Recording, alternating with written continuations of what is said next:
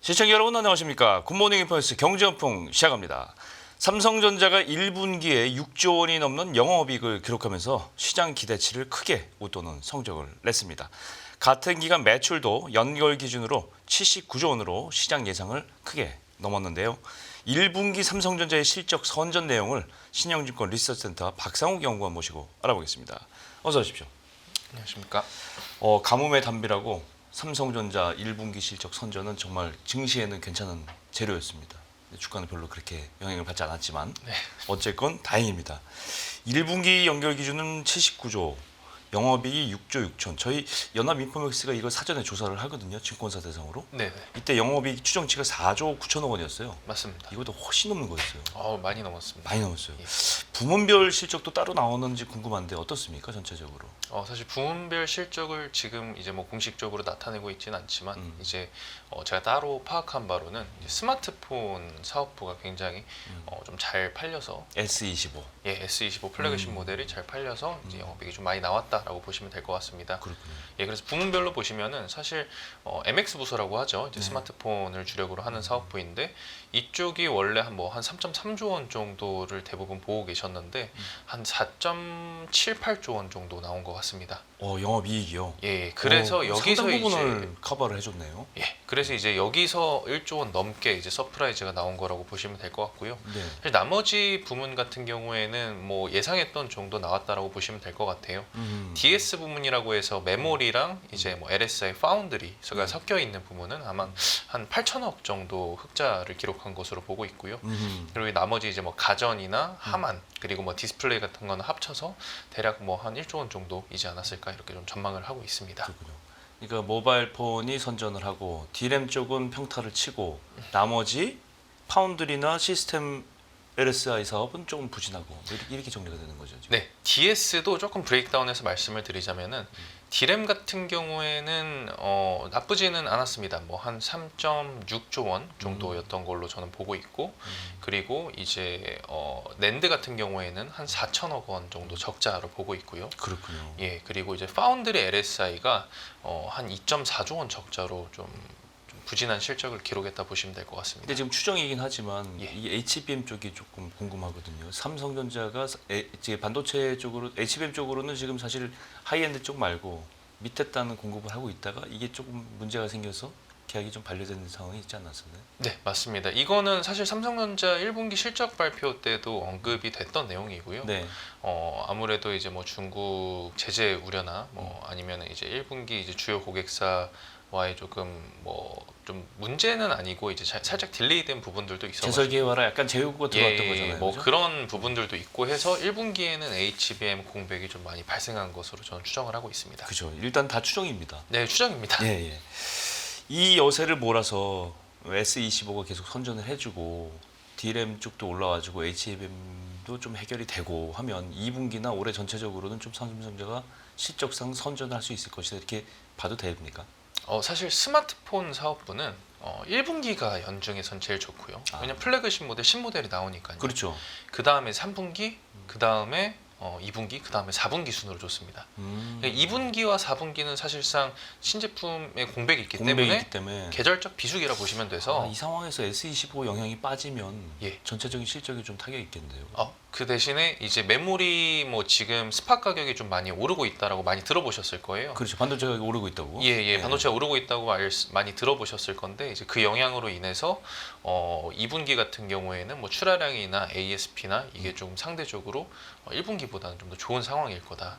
근데 이제 전체적으로 보면은 스마트폰 쪽 빠지는 것보다 이제 메모리 쪽에 올라오는 게 좀 더 더뎌서 1분기는 6.6조 원이었는데 2분기는 한 6.2조 원 정도 기록을 할 수 있지 않을까라고 전망을 하고 있습니다. 삼성전자가 지금 HBM 엔비디아에 공급하는 게 이제 관건인데 HBM3 이쪽을 지금 공급을 어쨌거나 지금 하고 있는 거잖아요.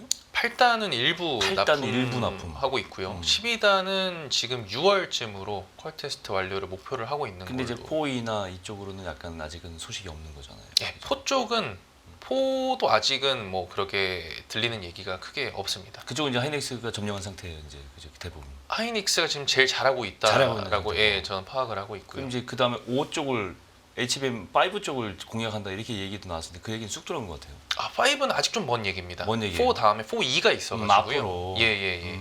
그래서 시기상으로 4 같은 경우에는 일단 로드맵상으로는 올해 말 출시 예정이기는 하고요. 일단 4E가 나와야 되는 거지. 예, 4E는 내후년 초쯤으로 저는 개인적으로 보고 있기는 합니다. 어쨌건 주가 얘기를 다시 하면 좀 마음은 아픈데 어제 이 실적 나온 다음에 주가 300원 뛰었어요. 퍼센테이지로 말하기도 부끄러운데 사실은. 삼성전자 깔려고 하는 얘기는 아닙니다. 아, 네네네. 53,500원 4일 만에 반등은 했어요. 이제 지금 미국장이 이렇고 글로벌 시장이 이런 상황에서 좀 견디고 있는 상황인데 어떻게 보십니까? 6만 전자 너무 힘드네요.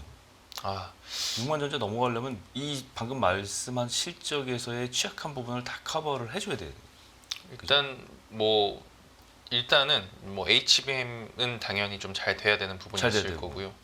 그리고 전반적으로 메모리 업황이 반등을 한다는 거가 조금 더 가시화가 되면은 이런 부분들이 차차 해소되지 않을까. 그리고 마지막으로 파운드리 사업부가 지금 많이 안 좋다라는 얘기가 많잖아요. 예.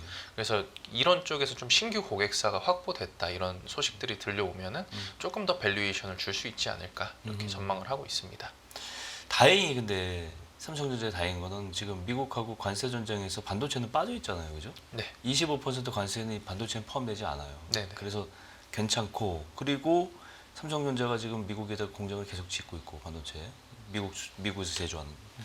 그런데 반도체에다가도 곧 트럼프 행정부가 관세 부과한다. 이런 아직은 뭐 그런 루머인데. 예, 뭐 확정된 건 확정된 아닙니다. 건 예. 아니에요. 이거 하게 되면 굉장히 타격이 클 것 같은데 이 부분도 이제 이걸 삼성전자 앞으로의 그 실적에다가 좀 반영을 잠재 위험 요소로 넣어야 될 것 같고 그렇게 되면 수요도 감소하고 재고도 여러 가지 문제가 생길 것 같은데 그 위험에 대해서는 어떻게 보세요?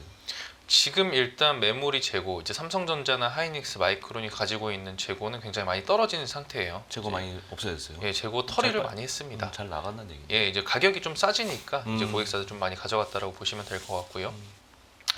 그런데 이제 관세가 뭐 아직은 뭐 10%일지 25%일지 아니면 안맥일지는 정확히 확정된 건 없지만 어쨌든 뭐 추가적인 관세가 더해진다라고 하면은 당연히 수요 측면에서는 좀 불리할 수밖에 없죠.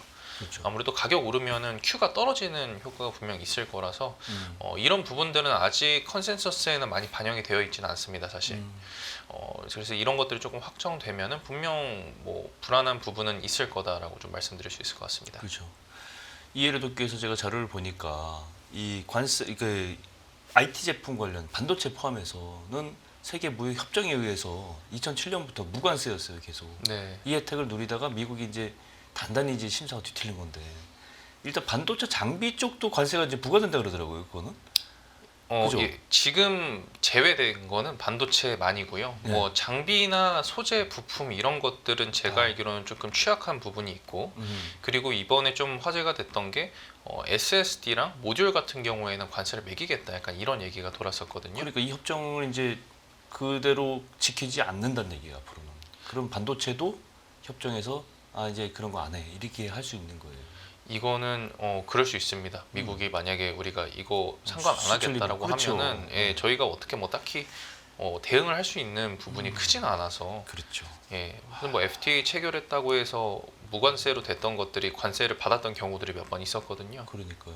그래서 이거는 사실 확실하지 이게 불확실성이 굉장히 크다라고 보시면 될 것 같습니다. 약속이 아니에요. 아, 그렇죠. 그래서 실적이나 주가 전망도 사실 지금은 어떻게 보면 의미가 없고 하기가 어렵다. 지금은 불확실성이 너무 큽니다. 사실 투자자 입장에서 제일 기피하고 싶은 게 불확실성이잖아요. 그렇죠. 지금 주가 레벨들이 다 낮아졌던 이유가 관세가 아직 정해지지 않아서라고 저는 생각을 합니다. 오히려 관세가 정해지고 그런 악재들이 좀 더 반영이 되면은 오히려 좀 올라갈 일만 남지 않았을까 이렇게 보고 있는데 단기적으로는 트럼프가 계속 말을 뭐 이랬다 저랬다 바꾸고 있으니까 단기적으로는 주가적인 측면에서는 뭐 좀 보수적이게 접근을 하는 거를 좀 추천드리고 싶습니다. 그렇죠. 삼성전자는 그래서 내부적으로는 이제 전략을 많이 세우고 있을 텐데 일단 이재용 회장의 행보가 좀 볼만한데 지난달 말에 이제 중국 방문 일정 마치고 일본으로 바로 갔어요. 근데 삼성은 원래 이건희 선대회장부터 이제 일본이 이제 4월부터 회계 연도가 시작되니까 이제 가서 주요 이제 경제계 산업계 인사 만나고 올해 이제 계획도 얘기하고 사업 구상도 하고 이렇게 하는데 중국과 일본에서 이번 올해는 어떤 이슈가 있을까요? 일단 뭐 뉴스로는 이재용 회장님이 중국 같은 경우에는 뭐 샤오미 전기차 부서라든지 아니면은 BYD라든지 이런 쪽을 좀 실제로 많이 돌아다니셨다고 하시더라고요.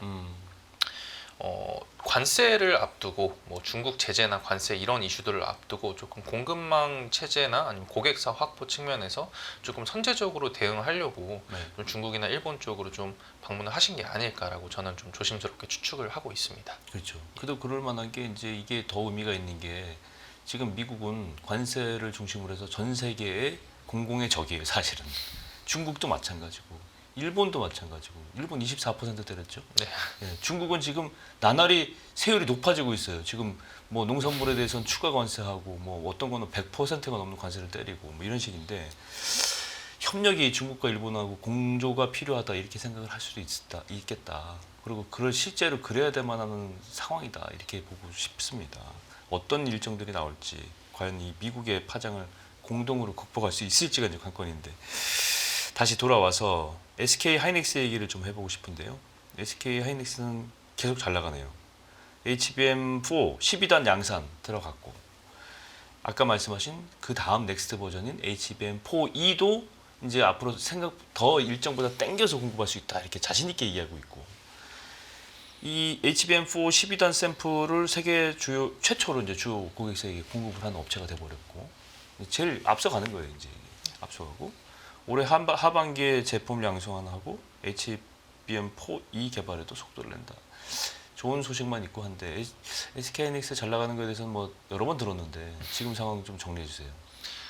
일단 HBM4 12단도 뭐 수율이나 이런 것들이 굉장히 잘 잡혀가고 있는 단계다라고 저는 원래 파악을. 수율 어느 정도 됩니까? 뭐 공식적으로 내놓은 건 없습니다. 그 예전에 한번 품질팀 상무님이 인터뷰 나오셔가지고 저희 제품의 수율이 한 80% 정도는 됩니다라고 밝힌 적은 있습니다. 높은 겁니까?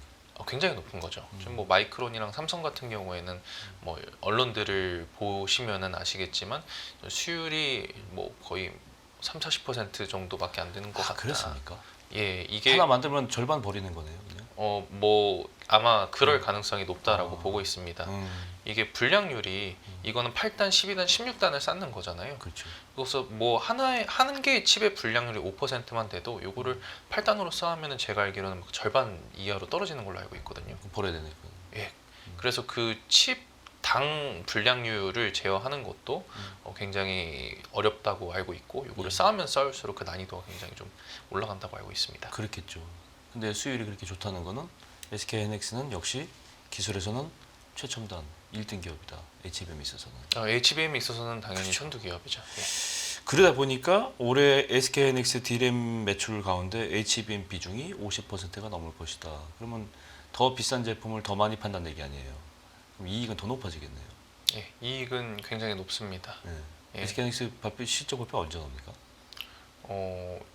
이번 달 말쯤. 이달 말쯤에 예. 기대가 되네. 그러면 지난해 4분기만 해도 HBM 매출 비중이 보니까 40% 정도였는데 이게 50% 넘으면 그만큼 SK 하이닉스의 실적은 앞으로 더 기대를 할 수 있겠네요. 예. 그래서 올해 이제 D램 쪽으로만 영업이익을 거의 한 30조 원 정도. 삼성전자의 전체 올해 영업이익이 한 30조 원 초반 중반 정도일 거거든요. 그렇죠. 64, 24, 6조, 7조 보면 그죠? 예, 그대로 잘 간다고 해도 예, 74, 그대로 28, 30조가 안 되겠네, 잘하면. 하반기에 잘 간다는 전제하에 30조 원이 좀 넘는 수준일 것 같고요. 그런데 이거는 근데 스마트폰 사업부, 뭐 가전, 디스플레이 다 포함한 다 포함. 영업이익이고요. 그리고 하이닉스는 뭐 낸드는 올해는 돈을 거의 못 벌 것 같은데 거의 뭐 한 1조 원 내지 뭐 몇천억 정도인데 네. 이제 D램 쪽으로 한 30조 원 정도를 벌 수 있지 않을까라고 전망을 하고 있습니다. 이게 어떻게 된 일인지 모르겠어요. 삼성 물론 SK 하이닉스는 다른 건 안 하고 이제 반도체가 주력이니까. 네네, 메모리 쪽 예, 위주로. 메모리 쪽만 예. 하니까 그렇긴 한데 그거 삼성전자 다른 부문 다 합해도 MXDS 다 합해도 영업이익이 이 정도 안 나온다는 게 굉장히 많이 바뀐 지형도다 이렇게 정리를 하고 싶은데 SK 하이닉스 실적 전망도 좀 나왔으면 좋겠는데 숫자는 없네요. 반도체 업황 일단 뭐 올해 보기 전에 불확실성 재료들이 너무 많아요. 너무 많습니다. 2분기에만 일단 보면은 6월까지 어떤 재료들이 있는지 좀 살펴봐야 될 것 같고, 제가 들어오기 전에 영훈님 보고서 좀 봤어요. 네. 서버가 이끄는 DRAM 수요, HBM 2025년 수요는 걱정이 없다. 낸드는 공급이 제한돼서 바닥을 확인해서 가격은 높아져서 수익성은 높아질 것이다. 뭐 이렇게 정리를 할 수 있는데 네, 맞습니다. 설명을 좀 해주세요. 예. 일단 사실 그 서버 같은 경우에는 이 서버를 사가는 주체가 마이크로소프트, 구글, 오라클 이런 저희가 흔히 말하는 빅테크 업체들이잖아요. 그렇죠. 이 업체들의 케이펙스 올해 케이펙스 추정치를 보시면은 계속 올라가고 있습니다. 지금도 상향 조정이 되고 있는데요. 올해 초까지만 해도 딥시크 사태가 일어났을 때까지만 해도 네. 글로벌 빅테크 업체들의 케이펙스가 한 3천억 달러 정도 됐었어요. 어허. 예, 굉장히 큰 금액인데 예. 지금 최근 컨센서스, 최근 추정치를 뽑아보면은 네. 이게 한 3,700억 달러 정도까지 20% 넘게 상향 조정이 됐습니다. 어. 물론 이거는 이제 그 외국에 있는 애널리스트 분들의 추정치라서 좀 변동이 뭐 좀 조정이 있을 수도 있기는 하겠지만 제가 말씀드리고 싶은 거는 뭐 딥시크 터졌다고 해서 처음에는 사람들이 뭐 AI 이제 돈을 안 쓰겠다, 비용 효율화를 할 거다라고 했었는데 실제로는 더 계속 상향 조정이 되고 있다. 그 뜻은 이 업체들이 서버를 굉장히 지금 많이 사가고 있다라는 뜻이고, 더 늘려야 되겠죠. 예, AI 쪽으로 굉장히 많이 투자를 하고 있다는 뜻이고, 일반 서버 쪽도 사실 좀 긍정적인 부분들이 지금 굉장히 많습니다. 예. 왜냐면 17년도, 18년도가 이때 서버 사이클이었어요. 그때 서버 붐이 일어나가지고 반도체 수요가 굉장히 좋았던 사이클이었었거든요. 예. 그런데 이때는 클라우드 서버였어요. 그냥 일반 서버. 기억합니다. 예. 근데 서버도 교체 주기가 있습니다. 네. 서버는 쉽게 말해서 고성능 컴퓨터로 보시면 돼요. 그렇죠. 실제로 보면 한 요만큼 이 정도로 큰 그냥 컴퓨터 본체처럼 생겼어요. 그렇죠. 요게 층층층층 쌓아진 게 이제 서버 렉이라고 불리는 겁니다. 그렇죠. 렉이죠. 예. 그런데 이것도 계속 가동을 하다 보면은 막 불량도 나고 할 거 아니에요. 그렇죠. 교체 주기를 보통 요즘 6년 정도로 잡습니다. 2017년이니까 교체 주기 됐네요, 이제. 작년하고 재작년이 사실 교체 주기가 도래하는 시점이었는데 아시다시피 재작년부터 AI 투자가 많이 들어갔잖아요. 네. AI 서버가 일반 서버 대비해서 막 20배 정도 비싸거든요. 네. 17배에서 20배 정도 비싼데 그쪽으로 투자를 하다 보니까 노후된 서버를 많이 교체를 못했어요. 아, 예. 미뤄졌군요, 교체가. 미뤄졌죠. 그래가지고 뭐 부품 바꿔가지고 뭐 1년 더 쓰고 이랬었는데 이제 그런 너무 노후된 서버들이 많아가지고 여기에 대한 교체 수요가 또 있습니다. 근데 궁금해서 그러는데 예. 그쪽에 들어가는 DRAM은 HBM은 아니죠? 아닙니다. 그러니까 레가시. 거기는 반도체. 그냥 일반 GDDR이 들어가고요. GPU도 안 들어갑니다. CPU, 인텔의 CPU가 들어갑니다. GPU나 HBM이 들어가는 건 오로지 AI 쪽 사이트만. AI 쪽, 예. 그래서 뭐 AI 쪽 서버도 올해는 좋을 거고 당연히 좋을 거고 이제 일반 서버 쪽도 교체 수요가 굉장히 좀 많이 일어날 거다. 좀 이렇게 전망을 하고 있습니다. 그렇군요. 그러니까 지금은 현재 지금 아까 그러니까 이 GPU나 HBM 쪽이 하이엔드 쪽 반도체라고 하면 그쪽은 그쪽이고 AI 수요 때문에 그쪽이고 구형 레거시 쪽 반도체들도 맨 수요가 있고 이쪽도 공급을 열심히 해야 되는 거예요 지금. 네, 맞습니다. 그죠? 어떻게든 이쪽을 못하면 이쪽을 잘하기라도 해야 될 거 아닙니까? 네. 그죠? 양쪽 다 잘하는 게 제일 좋은 방식인데 하이닉스 같은 경우는 비유증이 그러면 아까 제가 초도에 말씀드렸지 50%가 넘는 얘기는 하이엔드 쪽으로 50% 넘어가고 구형 쪽으로는 한 40%대로 공급하고 이런 포트폴리오를 가지고 있다 이렇게 이해를 해야 되는 거잖아요. 네, 그 정도로 보시면 될 것 같아요. 삼성전자는 이제 완전히 반대고. 아직은 그죠? 그렇습니다. 아직은 네. 자꾸 이제 삼성전자 좋게 말씀하시려는데 저는 이제 반대로 가려고 자꾸 싶은데. 아닙니다. 저는 이 뭐 비중이 네. HBM 쪽은 삼성전자가 굉장히 낮은 상태고. 네네네. 레거시 쪽은 굉장히 뭐 엄청 높은 엄청 상태입니다. 높은 상태고 이게 비중이 안 맞아요. 예, 그냥 보기에도. 맞습니다. 예.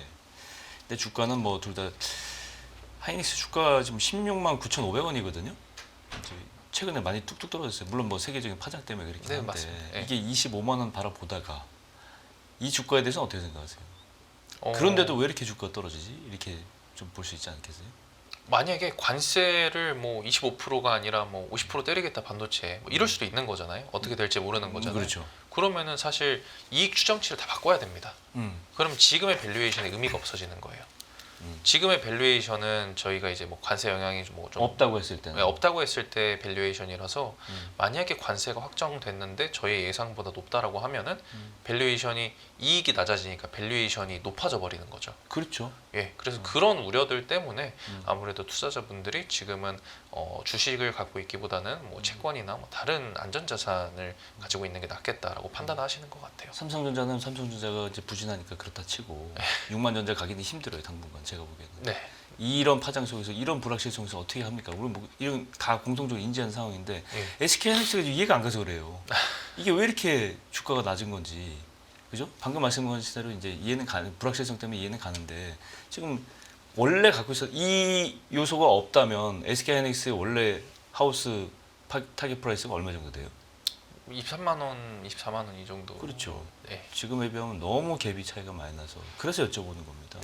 도대체 이해가 안 가는데 어쨌건 하이닉스 이번 달에 실적 나오고 근데 이번 달 말이면 뭔가 반도체에 대해서도 관세에 관한 영향이 조금 풀리지 않겠어요? 가셔야 뭐 될 어떻게 가능성이 될지 높죠. 어떻게 네. 될지언정 그때 가서 한번 다시 타겟 프라이스를 조정하든가 비중을 조정하든가 여러 가지 의견이 있을 것 같은데 맞습니다. 한 번 더 정리해 주시는 기회가 있을 것 같습니다. 부탁드리겠습니다. 네. 오늘 신영증권 박상욱 연구원님과 함께 삼성전자 실적과 반도체 업황 종합 정리를 해봤습니다. 오늘 말씀 고맙습니다.